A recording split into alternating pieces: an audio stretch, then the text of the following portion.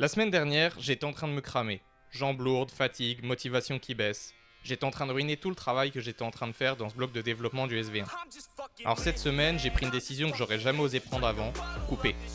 Et tu vas voir dans cette vidéo comment un simple bloc d'assimilation sur 5 jours m'a permis de relancer la machine juste avant les 10 jours les plus importants de mon cycle de développement du SV1.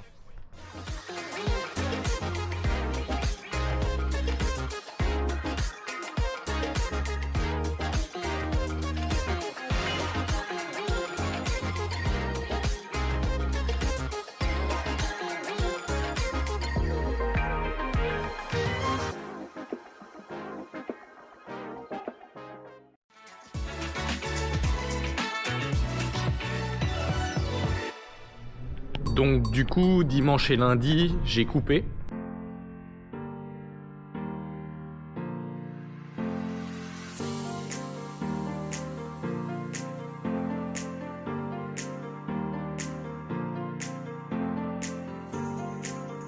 Pour pouvoir assimiler la charge des 2 premières semaines ici à Mandelieu. Franchement, la charge était montée très vite. J'ai fait 2 très grosses semaines à plus de 21h, 22h d'entraînement.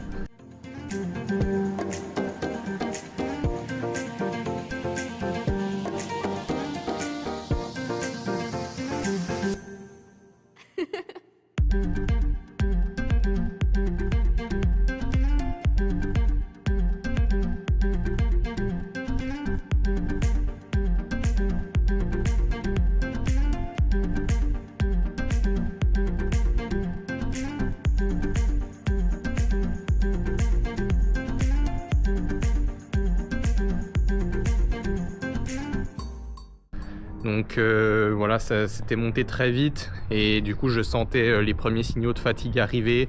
Mon sommeil était moins bon, mes pulses étaient plus hautes. J'avais du mal à faire de la zone 2 à l'entraînement, j'avais tendance à faire pas mal de zone 1 sur les sorties d'endurance.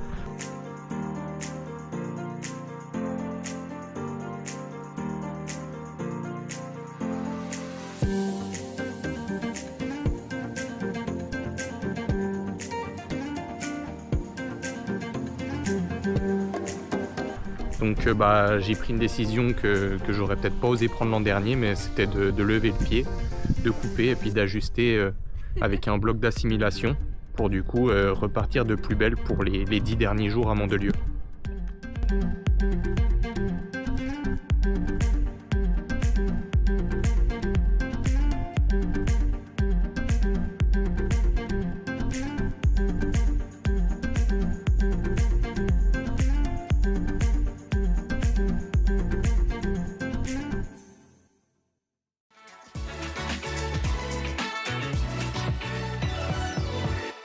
Et le lundi c'était off et ensuite le mardi, mercredi et jeudi c'était vraiment reprise du travail progressivement. Donc le mardi j'ai fait 2 heures en zone 1 tranquille, le mercredi ça allait mieux donc j'ai fait 3 heures en zone 2, les courbatures avaient bien diminué et le jeudi afin de repartir vraiment avec de la fraîcheur sur la suite du bloc j'ai décidé de refaire 1h30 en zone 1. Donc j'ai roulé vraiment ces 3 jours très très souple, le genre de sortie où vraiment tu te retiens de pousser, tu laisses le corps respirer. Et c'est la partie que personne ne montre, mais au final c'est celle qui construit un athlète. Le plus important au final c'est savoir quand vraiment récupérer.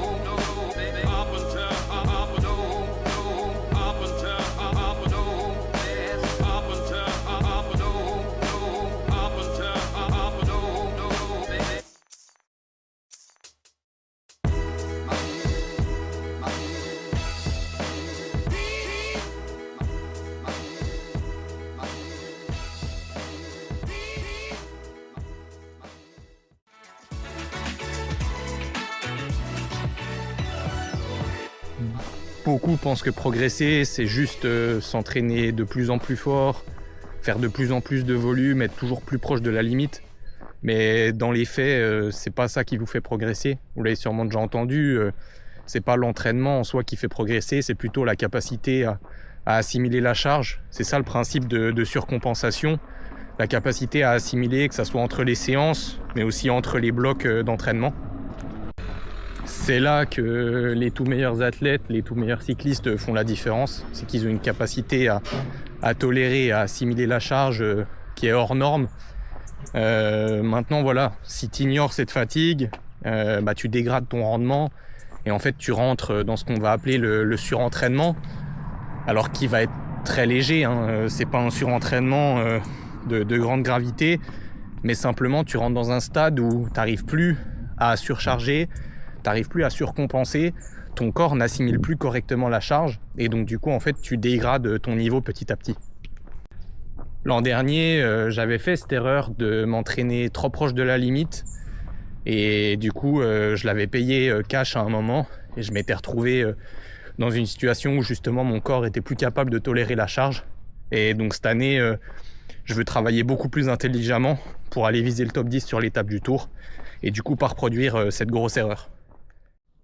Là, je me rendais bien compte que ce qui posait problème, c'était pas forcément l'enchaînement des blocs, mais c'était plutôt à l'intérieur même du bloc, la difficulté d'assimilation de la charge des séances. Et je me rendais bien compte qu'en fait, si je continuais les 15 derniers jours comme ça à Mandelieu, j'allais droit dans le mur. Et donc, c'est pour ça que j'ai décidé d'ajuster et de placer ici un bloc d'assimilation pour pouvoir repartir de plus belle sur les 10 derniers jours qui seront les plus importants de travail ici. Alors j'ai annulé une petite partie, un petit bloc de 3 jours. J'ai placé à la place 2 jours de coupure et un bloc d'assimilation. Et c'est exactement ce qu'il fallait faire, je pense.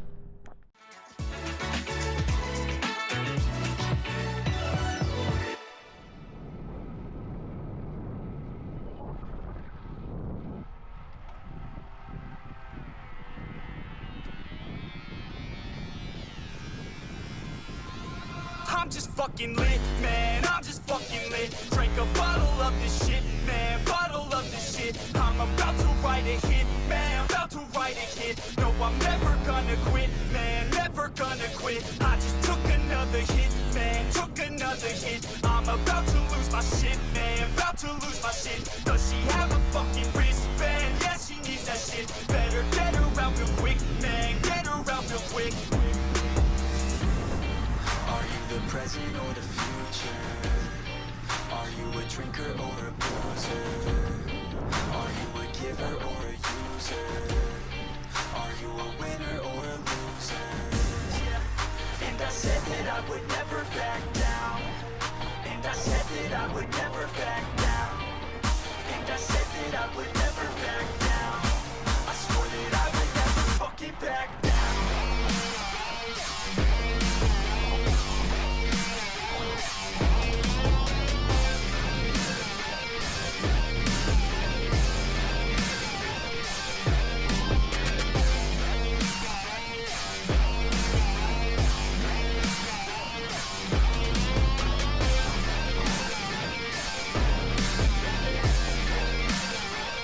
Pass the bottle and the fifth, man, bottle and the fifth. Cause I'm feeling like the shit, man, feeling like the shit. Yeah, her body's like a gift. Donc franchement, après les 5 jours de récup, vendredi matin, tous les voyants étaient au vert, la VFC était bien remontée, la FC au repos est bien diminuée, je dormais bien, les courbatures étaient parties. Donc du coup, ça y est, j'ai décidé de reprendre le plan comme il était prévu. Donc vendredi, c'était un rappel de PMA, court, propre, mais voilà ce qu'il fallait pour relancer la dynamique. J'avais 4 séries avec 6 répétitions par série de 40 secondes à PMA et 20 secondes de récup. Donc, j'ai réalisé cette séance à 450 watts pour les efforts et 275 pour les contre-efforts. J'avais vraiment des très très bonnes sensations à la suite de ces 5 jours de récup avec la fraîcheur. Du coup, ça m'a permis de débloquer mon moteur pour la séance du samedi. Body's like a gift, cause she's looking hella fit, man, looking hella fit. And I can't always commit, man, can't always commit. Pull the trigger on this shit, man, trigger on this shit. Cause I feel I haven't lived, man, feel I haven't lived. Till I got nothing to miss, man, got nothing to miss.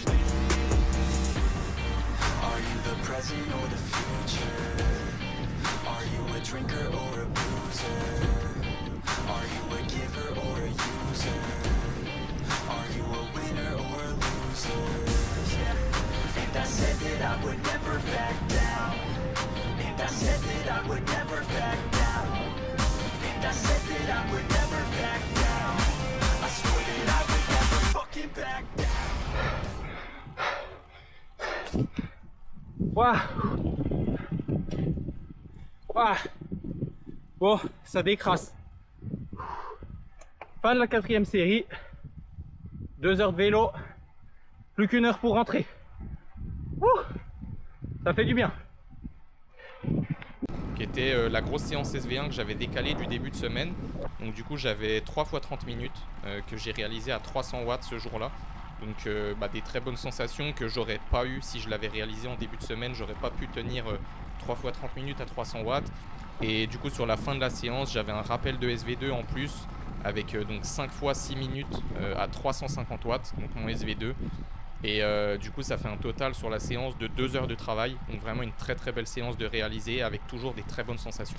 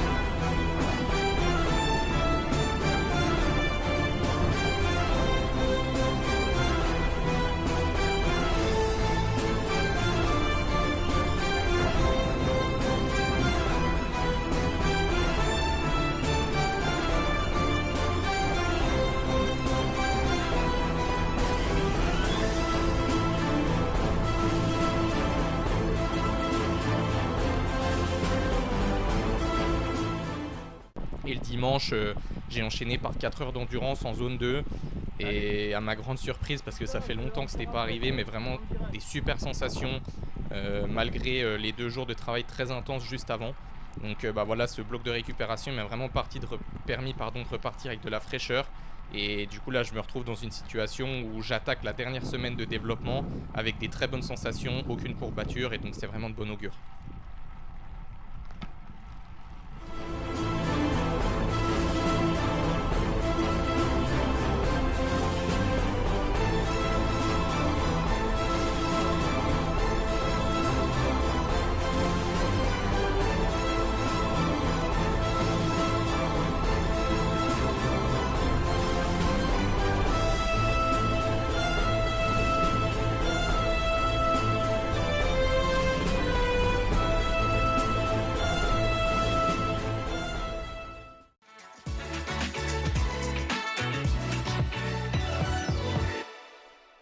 Donc on s'attaque au bilan de cette semaine 9, là pour donner un peu plus de contexte sur le contenu des séances d'entraînement que vous avez vues au sein de cette vidéo. Donc déjà je vais commencer par les apprentissages de cette semaine parce que pour moi c'est le point central de ce vlog. Donc la gestion des récupérations. Comme j'avais dit dans le vlog d'avant, je pense que cette semaine-ci de récupération, certes sur le point du volume, a été trop intense puisque la séance du lundi 17 novembre aurait dû être réalisée le 14 et comme elle a été décalée à cause de ma petite gastro du jeudi, au final je me suis retrouvé à avoir 3 séances très intenses sur cette semaine de récup qui font que j'arrive avec un peu de fatigue à mon goût sur ce début de stage. On le voit en fait, j'avais une 60aine de VFC dans le week-end. Donc voilà, en fait, sur toute la semaine, j'ai une bonne VFC. J'ai bien dormi sur cette semaine. J'ai fait attention à la récupération parce que je sentais qu'elle était intense. Donc ça semblait tenir, mais dès la première séance, le 5x20, je descends à 55. Donc pour moi, c'est quand même relativement bas, 55. Et sur la première semaine, on va dire, ça a réussi à se compenser. J'ai réussi à surcompenser tout ça, mais j'avais quand même des grosses courbatures toute cette semaine-là que j'ai traîné sur la deuxième semaine. Et là, sur la deuxième semaine, des vrais signaux de fatigue au-delà des courbatures, avec des scores de sommeil qui se dégradent, une fatigue au quotidien qui est plus importante, et puis des sensations qui sont mauvaises toute la semaine. Si je regarde Là ici 1 sur 5, ensuite 3 sur 5, 3 sur 5, 3 sur 5, 2 sur 5, 2 sur 5. Donc vraiment des mauvaises sensations toute la semaine et une VFC qui diminue et une fatigue ressentie. Donc j'ai bien diagnostiqué ça, j'ai je pense rempli ma part du contrat en acceptant de lever le pied malgré que je suis en plein bloc de développement. Donc j'ai calé ces 5 jours un peu plus soft, 2 jours off qui m'ont permis de faire remonter la VFC. J'avais déjà 73 le lundi, j'ai décidé encore d'attendre un jour de plus jusqu'au mardi et je descends à 39 de FC au repos, 78 de VFC. Donc les voyants sont ouverts, hein. J'ai fait 2 bons scores de sommeil, 2 nuits à plus de 9 heures, 3 si je compte déjà celle-ci. Et donc le mardi je reprends avec une petite séance en zone 1 tranquille, une muscule après-midi pour garder les acquis. Donc voilà, hein, la séance en zone 1, vraiment aucune pression, je regardais pas les watts, donc je fais 195 watts normalisés, 182 moyen, 65% de FC max en moyenne, donc 125 BPM. Donc pour moi vraiment une sortie chill. Le lendemain du coup ça allait mieux, j'avais plus aucune courbature à partir de mercredi, donc je décide d'envoyer un peu plus. Donc voilà, là je fais une sortie zone 2, donc à 70% de FC max, 226 watts normalisés, 215 moyen. Donc voilà, et j'enchaîne le jeudi sur encore une nouvelle sortie en zone 1. Je prends cette décision pour vraiment revenir avec 100% de fraîcheur pour le week-end. Et on le voit, la décision elle est vraiment bonne parce que du coup je me retrouve le vendredi avec 79 de VFC, donc la plus haute VFC sur cette semaine, une fréquence cardiaque au repos à 41, très bon score de sommeil à nouveau, et du coup si on regarde au niveau des sensations par rapport à la semaine précédente, eh ben on voit le mardi 4 sur 5, le mercredi 4 sur 5, le jeudi 4 sur 5, 5 sur 5 pour la séance PMA, 4 sur 5 le SV1 et à nouveau 5 sur 5 sur la sortie en zone 2, malgré 2 jours très intenses avant. Donc sur le contenu de la séance PMA, c'est une de mes plus belles séances PMA tout simplement depuis que je fais du vélo. Je l'ai senti dès l'échauffement, on le voit, il y a un pic là au début de l'échauffement parce qu'en fait tout simplement je sentais pas les pédales. Pour moi c'est un échauffement qui est très standardisé, j'ai vraiment l'habitude de le faire. Je fais 3 minutes à 90% de ma FTP, ensuite je fais 2 minutes donc sur le SV2 et ensuite je fais 1 minute proche de la PMA. Donc normalement ça donne 315-320 watts pour les 3 minutes, là vous voyez 350. Ensuite normalement ça donne pour les 2 minutes 350 watts, là c'est 390 quasiment. Et pour la minute, normalement, c'est 430, 440, là, c'est 460. Donc en fait, dès cet échauffement, là, en 9 minutes, j'ai cerné tout de suite que j'avais des jambes de feu et que ça allait être une très très bonne séance PMA. La preuve, je mets seulement RPE 7 pour une séance de PMA, sensation 5 sur 5. Et du coup, au niveau des intervalles, je commence à 450 watts, 275 pour les contre-efforts. Franchement, quand j'ai vu ça en haut, je me suis dit ouah, Coco, t'as été généreux, maintenant, il va falloir assumer sur les 3 prochaines séries. Et en fait, j'ai continué sur la même dynamique. 454, 452, 445. Et pareil au niveau des contre-efforts, proche de 275. Donc vraiment une très bonne séance.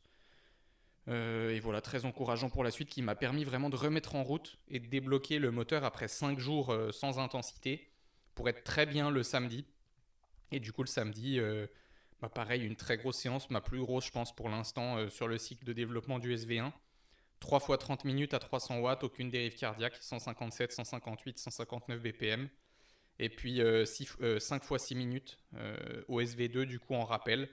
Et donc là 345 watts pour les 4 premiers intervalles. Et le dernier en fait après 1 heure de récup, pareil je sentais pas les pédales, donc 366 watts. On voit que la FC est basse sur le dernier, 163 BPM en moyenne sur les précédents. Et là 157, donc forcément avec la fatigue... j'avais plus de 3500 kJ dans les jambes à ce moment-là de la séance. Donc une très bonne séance, 4000 kJ quasiment en à peine 5 heures. Donc c'est vraiment un bon ratio pour moi. Donc voilà, une séance encourageante qui me permet d'arriver avec sérénité sur les 7-8 derniers jours là, de ce bloc de développement au SV1 et sur mes 2 dernières énormes séances de développement. Donc voilà, on est focus sur l'objectif de l'étape du tour. Ce cycle va se terminer, on en fera le bilan dans le prochain vlog, mais en tout cas là cette semaine me permet d'arriver vraiment avec de la confiance puisque je sens que j'ai de la fraîcheur, les sensations sont très bonnes, donc espérons que ça dure pour les 7 prochains jours jusqu'à ce qu'on puisse prendre un peu de repos.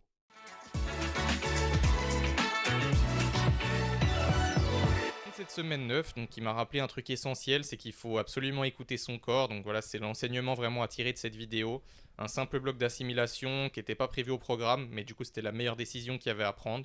Donc maintenant, on va pouvoir enchaîner dans le prochain vlog sur la dernière semaine de développement du SV1. Donc la semaine la plus importante, celle où vraiment on va passer, j'espère, les plus gros caps. Et en attendant, portez-vous bien et n'hésitez pas si vous avez des suggestions dans les commentaires de choses que vous voudrez que j'imprime, que j'importe dans ces vlogs. Et en attendant, à la semaine prochaine.